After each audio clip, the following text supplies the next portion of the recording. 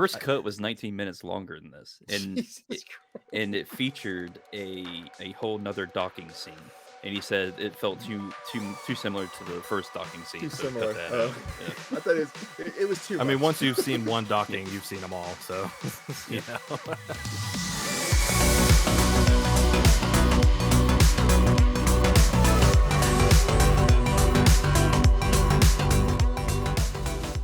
Hey everybody, and welcome to the season finale of season 6 of Screen Riot. I'm Justin alongside Kyle and Eddie and John here, and we are basically taking a look at Kyle's season finale. His movie got picked by our Patreons, and it was 2001: A Space Odyssey from 1968. So Kyle, what you got on this? Well, it is a very stunning sci-fi movie, and it's highly regarded as the prequel to the moon landing. So This is true. we landed on the test moon footage and being shot for the moon landing. landed on the moon. For anybody that's conspiracy theorist out there that doesn't think we landed on the moon, 1 year after this was released. So kind of fishy, because you got this really stunning image of the moon, and you got a capsule going to it, and you got a moon base and people walking on the moon and all that kind of stuff. And I'm like, Listen, if Da Vinci's interesting. hiding messages in his paintings, then why couldn't Kubrick hide a message inside of one of his movies? That's all I'm gonna say. Not saying we didn't land there. It's just kind of odd. We can't go back, apparently. Whatever. Just saying it's a little strange. It's because the strange being on the moon. I mean, I've heard the Dark Side of the Moon does hold something, or at least that's what John told me whenever we got high and listened to Pink Floyd's Dark Side of the Moon. We see the dark side of the moon every month. I'm kidding, John. I know you don't get high. It's a gas, man. I love the Wizard of Oz. So I'm with you on the movie. Looks great. It does. The sets that they use are freaking impressive as can be. I mean, they built those giant sets on like big ass wheels, and I mean, it's really impressive. Oh yeah, Way ahead of his time. It just lacks. It lacks in all the ways that Kubrick, I think, figured out later that he was lacking. You know what I'm saying? Like if you look at The Shining, there's actual stories taking place. Yeah. In this, it's like, okay, there's a story, but I'm not really sure what the hell it is. Like the first 30 minutes, I would challenge anyone to tell me what's happening in the first 30 minutes. I mean, I know what's going on. I get it because I've seen the movie fucking 15 times. Mhm. But I want someone to watch that movie in the first 30 minutes, tell me what's going on. Well, it's basically Planet of the Apes. It's apes, and to me they end up seeing this monolith. Yep. I don't think the monolith made them smarter. Depends on your argument. Yeah. I think the monolith was more a after you watch the whole film, I think the monolith was more of an observer of what was going on. Okay. But due to the sharp 90-degree angles and how it was built and how it just appeared, it sparked something in the primates. Yeah. To say, okay, there's something more here. Like it only takes one, and so because immediately after that, that's when one of them figures out, okay, I can use this bone as a tool. So here's the thing. So John's interpretation, and John, your interpretation, is one of the ways the monolith is viewed. However, the argument, and it's kind of a strong argument because I believe even Kubrick backed this up at one point, is that the monoliths themselves actually all serve different purposes. So the one that lands on Earth is a genetic modifier. The one that's floating through space that the spaceship hits and then he goes into like warp speed, that one is a gate, a Stargate. And then there's one more I think later on that is he's either in it or there's one in the room. There's one on the moon. Well, there's one in the moon, but then there's another one that's in the bedroom at the end, right? Yeah. Right before we see the fetus. That one takes his DNA, changes it, and actually ships it back to Earth. So the monoliths, it's all kind of odd. I mean, it's really, I agree with your interpretation, John. Before I even knew Kubrick had argued against it, I was with your interpretation that, okay, just seeing this thing changed made them realize almost themselves in a way and kind of augmented the course of human history, right? Like now we're going to start to evolve because this monolith. But apparently there's an argument or there's proof that the monoliths themselves actually do things. So Well, okay, so let me interject here real quick. Sure. So I went browsing around here and I came across an interview with Kubrick, and there was Okay. a reporter who basically said, "What What's is with the the ending? monolith? What is this about?" Yeah.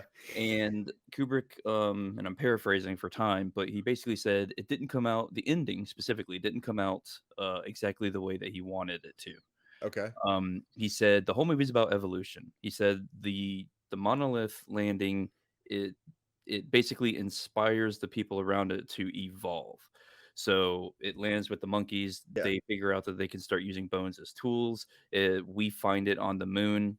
We evolve. We fast forward, and with our technology, we now have the what was a ship called, the Discovery. That Yeah. was like a fast forward in our technology, which doesn't really convey very well in the film No, that because it's the happened. same dudes. Yeah. Yeah. Yeah. He goes through the time warp, and it's a higher being, almost alien-like, godlike Hmm. being, who basically kidnap him, capture him, put him in like a zoo, His bedroom, Stanley his Kubrick's bedroom. bedroom. Yeah, Yeah. Yeah. yeah. But basically, these beings are observing him, and the bedroom is so odd is because the beings don't quite know. They want to make him comfortable, Hmm. because they're just going to let him live out his life in this one room. So they want to make it comfortable, but they don't really know what that is. So they put things in the room that they think would make him comfortable, like the statues and the bed and all this stuff from what they know about us. I don't know, strike up some 70s disco music and light up that floor in different colors. Yeah, and I so was I was That just would waiting that would have for it. changed the movie. Yeah. Yeah. Yeah. Just a little bit. so basically these beings, they observe him, and the reason it's so weird at the end is because there's no time, there's no reference of time at this ending. So Mhm. he goes from being, I don't know what, mid 30s. Yeah. When he goes in there, he rapidly Like ages. He 60s. gets to 60s. Yeah. Then he's on his deathbed, and then it shows up. And then what happens at the end is they evolve him to a godlike being and put him back on Earth. Yes. And So who's it's to a say too that, yeah. that this movie isn't actually linear? Who's to say that that monkey scene with the monolith on Earth in a way was actually at the very beginning? So what if the evolution of man was them looking at the current beings on Earth? They're like, well, this isn't going to pan out that great because they're stupid as hell. So let's actually kidnap this guy in the future and then bring him back as a Okay. So you're baby figure and so, put him so you're on taking Earth. a And movie that's already kind of confusing and you're throwing in time travel. Yeah. yes, That's your way to clarify because it. I honestly thought that when he was going through that, it was like a wormhole in a way, wormhole Yes. slash black hole or like Stargate ish Yes. thing. So there was always theories out there of black holes, and they were actually like wormholes into different times. Hmm. So that's what I was thinking, that he basically just went through a wormhole Well, and got yeah. intercepted with these beings, or the beings caused this wormhole and Yeah. put It him could through be. this time warp. I mean, it could be. It doesn't really give us 100% clarification. John, Right. with what Justin just said too, and Justin, it was a little confusing with what you just said because the first three monoliths supported what John was saying, but then the last one supported what I was saying. Because the last one basically says that the monolith shows up and then changes the guy's genes to make him the superhuman being or Yeah, whatever, essentially, which yeah. is what I had heard about even the first one, is that it for fast forward things. So we can all agree, though, I think, that the fact that it's this unclear is Is a kind of a detriment.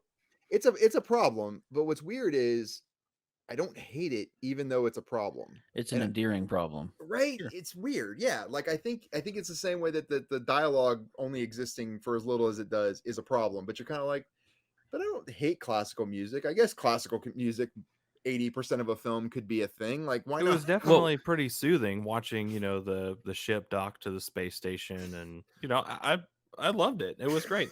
Just slow motion. What I is mean, it actually works very really true well with about the this? visuals. Yeah, That's why. Yeah. what's very true about this is, like, some space movies nowadays are very quick.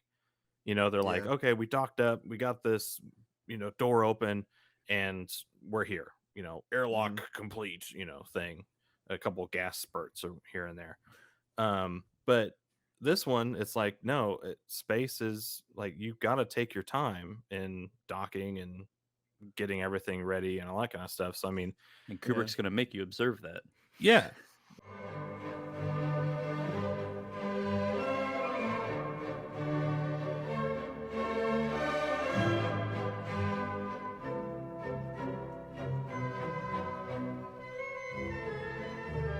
It's like, this is how space travel really is, and this is, we're trying to make it as real as possible here, folks. Well, yeah, enjoy the ride. I wish he'd been a little more picky and choosy with the editing. You know what I mean? Just a little, like, just shave off. I don't know, 45 minutes or so. I did. The first cut was 19 minutes longer than this, and it featured a whole nother docking scene. And he said it felt too similar to the first docking scene. Too so similar. Cut that out. Yeah. I thought it was too much. I mean, once you've seen one docking, you've seen them all. So Yeah, I don't know. The acting in this is interesting too. I mean, it's not great, but at the same time, it's fitting, which is weird. You know what I mean? Like the It's a product of its time. Like they all act like people in the 60s and movies did back then. Well, it's just that for the past 2 weeks, some extremely odd things have been happening at Clavius. Oh, really? Yes, yes. Well, for one thing, whenever you phone the base, all you can get is a recording which repeats that the phone lines are temp. Part of what he was trying to convey, especially in the Discovery ship, was that we've advanced so much in our technology that our communication between each other is not. It's been negatively affected. Exactly, we've been negatively affected by all the technology. Because why should I have to? Well, why do I have to have an intelligent conversation with another human being when I can have that conversation with the H.A.L 9000? Oh, that's interesting. I never thought about that, John. That's an interesting point. It's all those iPads and screens in kids' faces today. Listen, if Kubrick could say iPad in what was the year for this? Like 68? 68. Yeah. If he could say even the words iPad, the guy would have been a billionaire. Well, there's a lot of things that, I do like watching these kind of old sci-fi movies just to see how accurate, because all it is just it's a dart at a dartboard. I mean, you're throwing shit out there that, hey, you know what, this might happen, it might not, but you know what, we're gonna take a chance. Like the whole Pan Am. Okay, Pan Am was the hottest airline in the 60s.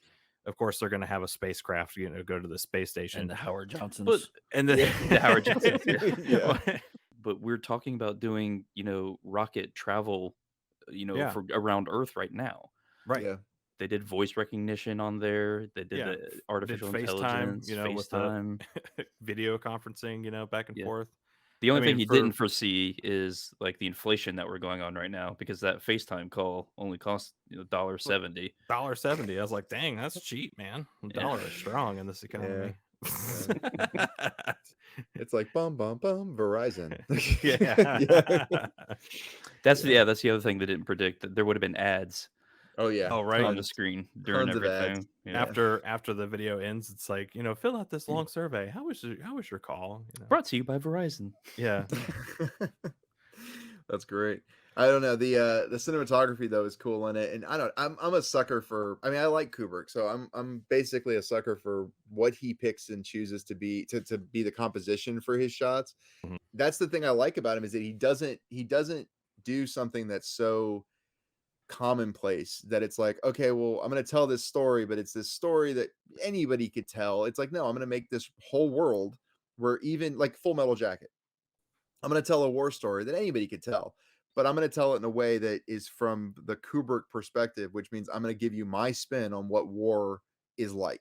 You know what I mean? And that's, I don't know. I just feel like that's very how unique. you should feel war is, Yeah, it's just very unique. He's what Wes Anderson and Paul Thomas Anderson want to be. Yes. Oh yeah, for sure. I mean, there was a ton of shots in this that I'm like, oh wow, I can see Wes Anderson actually shooting kind of like this.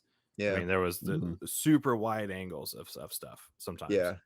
Well, and that's my only complaint, is I wish he had a little more movement with his camera sometimes, but this is his earlier stuff. So, I mean, yeah, I don't know. I mean, I think in the vastness of space, I think steady cams and, just still shots are a must, really. Yeah. You look at some of the detail on some of these, worlds, like the the spacecraft that comes in and lands on the moon and then goes into this underground Space base station thing. Yeah. Yeah, it's like an underground base thing. And the thing is massive. Like Well, you start seeing like little windows and people walking around. I was like, holy crap, this place is huge. But you know that wasn't real, right, Kyle? Like, tell me you know that they didn't actually shoot that on the moon. You know that, right? Like, it's like this big in reality. But I thought that it was real.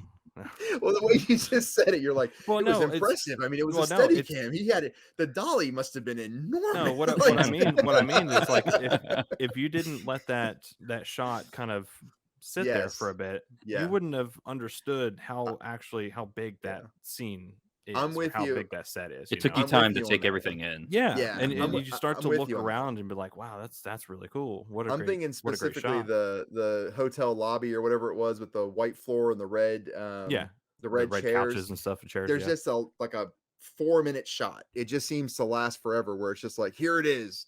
Look at my red chairs. I bought Or these the- red chairs. Damn it, they're going to be in the shot. Look at them. They're impressive. We paid a lot. Look Or, at the, some or red all the chairs. all the shots in the meeting, the conference that they were having. It's people just standing up and walking to the other Yeah. side of the table, and I'm like, don't cut or anything. Don't cut to a different shot or anything. Just hold. Like, Something I did find interesting, speaking of that room, was you heard the announcement about the missing sweater in the bathroom, I did found in hear, the bathroom. Yes, I did hear No, it I faintly. don't remember that. Well, it Okay. was weird. I don't know if Kubrick was just doing this on purpose, or they were covering up a continuity error. I But- honestly think it was mainly but- like this is just a space station. Like shit like this is gonna happen like a hotel or something. But there was a sweater in one of the ladies' chairs when he was meeting the group of people, Oh. and then when she went to sit down, the sweater was gone. So I don't know if they realized that was a continuity thing during dailies and just threw that in there, or I don't if know. he planned that for whatever reason. Huh. I don't know. It was very I was like, okay, missing sweater, and it's found in the bathroom. Well, how the hell did it get there? and it's That Foul sounds like ball. something Kubrick would have come Caught. up. Yeah, it sounds like something Kubrick would have come up with to immerse you in, like, this is a lived-in, like Kyle said, like this is a lived-in space station kind of thing. Yeah, which- there's stuff going on in the background Yeah. that is constantly So happening. you think he put that in there, but then made it disappear earlier to make that make sense? well, I that's just that might have just have been a simple explain continuity just a- explain issue. some of the weird things that happen in The Shining. You know, it's true. there's a Some lot things- of rumors. Sometimes it's there, sometimes it's not. There's a lot of rumors about stuff that's in frames of The Shining. Yeah. Well, it's like, there's a video game called Star Citizen, and the world is massive and space stations are massive. But if you just kind of hang out in one spot, there are like intercom announcements going on in the background, and they're like of certain things that you can actually interact with. And I think that was just an immersive thing that kind of made you feel like you're actually on a working space station instead of just a Howard Johnson hotel. yeah. Well, speaking of Howard Johnson and all of his relatives, Howard Johnson is right. yeah, when I saw Howard Johnson, that's immediately what I thought of was Blazing Saddles. Yep. It's Howard Johnson. We need to score this. So Kyle, this was your pick, so you get to go first. Yeah, so I'm gonna give this probably a straight up 8. John? I'm gonna go with the 7. I'm actually right in between you guys. I was gonna give it a 7.5. Bring us home, Eddie. Well, unfortunately, I'm also going to give it a 7.5. The sci-fi movie 2001: A Space Odyssey from 1968 gets an average score of 7.5. Dang. All right. Yep. There you go. So, that is the end of season 6 for Screen Riot. We really appreciate everybody who's been watching and listening and everything. And visit screenriot.net if you want to help support the show. There's all kinds of different ways. You can commission your own movie, or you can join the Patreon at one of the tiers that we have. We have a little bit of news. Eddie is going to decide to leave us, and we're going to have to figure out what we're going to do about his position here on the show. So we're accepting walk-ons. Yeah. No. Who can have It's a red shirt freshman in here. Yeah. So we're actually going to take a couple of weeks break while we kind of figure out what we're going to do with the show, and we will come back renewed in season 7, hopefully, and see what's going on. So thanks again for watching and listening, everybody, and we'll see you next time. See ya. See ya.